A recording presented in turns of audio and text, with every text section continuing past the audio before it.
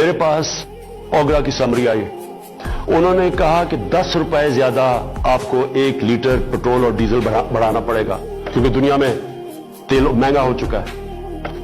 تو میں آج آپ کے سامنے بڑی خوشخبری یہ سنانا چاہتا ہوں کہ بجائے 10 روپے بڑھانے کے ہم نے فیصلہ کیا ہے کہ 10 روپے پٹرول اور ڈیزل کو آج ہم کم کر رہے ہیں. اور پھر سے میں آپ کو بتاؤں کہ بجلی 60% امپورٹڈ فیول سے بنتی ہے جو میں آپ کو پہلے بتا چکا ہوں. جیسی باہر گیس مہنگی ہوتی ہے, کوئلہ مہنگا ہوتا ہے, تیل مہنگا ہوتا ہے, تو یہاں ہمارا جس کو کہتے ہیں فیول ایڈجسٹمنٹ چارج وہ بن جاتا ہے, ہماری بھی چیز ہو جاتی ہے.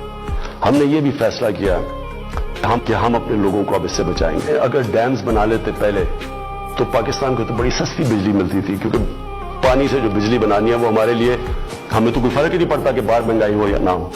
لیکن کوئی ڈیمز نہیں بنائی. 50 سالوں میں پاکستان میں کوئی ڈیمز نہیں بنی. ہم 10 ڈیمز بنا رہے ہیں پاکستان میں اور انشاءاللہ اگلے 5 سے 10 سالوں کے اندر یہ ساری ڈیمز آ جائیں گی اور اس سے انشاءاللہ ہمیں اگر باہر قیمتیں بھی بڑھیں گی تو انشاءاللہ ہم بچ جائیں گے اس سے. تو میں بجلی کا ہم نے فیصلہ کیا ہے کہ 5 روپے یونٹ ہم بجلی کم کر رہے ہیں. 5 روپے یونٹ بجلی کم کرنے کا مطلب کہ 20% سے 50% آپ کے بجلی کے بل کم ہوں گے. اور یہ بھی ہم اس کے لیے سبسڈی اور بڑی محنت سے اور جگہ سے ہم نے سبسڈی نکالی ہے. اور میں یہ کیونکہ سب سے بڑا مسئلہ لوگوں کو ہوتا ہے بجلی